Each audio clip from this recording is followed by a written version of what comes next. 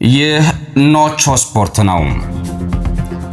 ከተማዋን የሚረብሹት አቶ ኢያሱ ናቸው።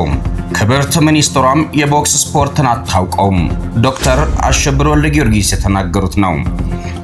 የኢትዮጵያ ኦሎምፒክ ኮሚቴ ፕሬዝዳንት ዶክተር አሸብር ወልደጊዮርጊስ በባህልና ስፖርት ሚኒስትሯ ክብርት ሸዊት ሻንካና አዲስ በተመረጡት የኢትዮጵያ ቦክስ ፌዴሬሽን ፕሬዝዳንት አቶ ኢያሱ ወሰን ላይ ጠንካራ ትችትና ወቀሳን ሰነዘሩ።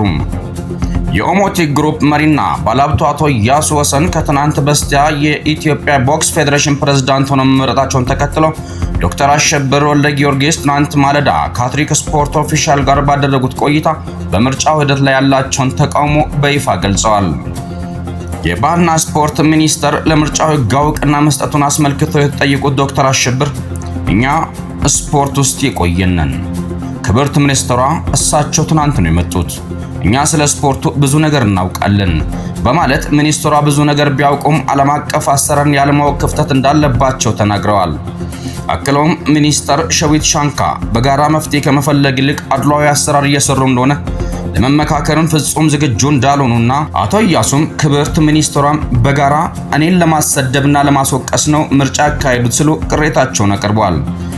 ዶክተር አሸብር ከአቶ ኢያሱ ጋር የግል ችግር እንደሌላቸው ቢገልጹም ከተማዋን የሚረብሹት አቶ ኢያሱ ናቸው፣ ብቸኛው ፌዴሬሽን ፕሬዝዳንት ሆነው በጋርድ የሚሄዱት እሳቸው ብቻ ናቸው በማለት የተቹ ሲሆን በተጨማሪም ለአቶ ኢያሱ አክብሮት ብላ ካልሆነ በቀር ክብርት ሚኒስትሯ ይህንን ስፖርት የቦክስን ጉዳይ አታውቀውም ሲሉ ተናግረዋል።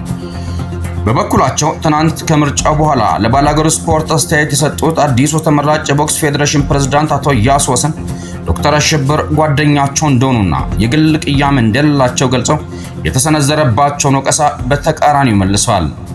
አቶ ኢያሱ እንዲህ ይላሉ።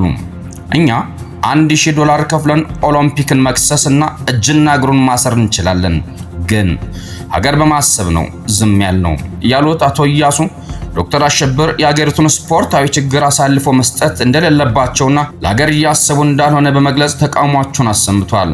ይህ ኦሎምፒክ ኮሚቴ በቦክስ ፌዴሬሽንና በስፖርት ሚኒስቴር መካከል የተነሳው ፍጥጫ በሀገሪቱ ስፖርት አመራር ዙሪያ አዲስ ውዝግብ አስነስቷል።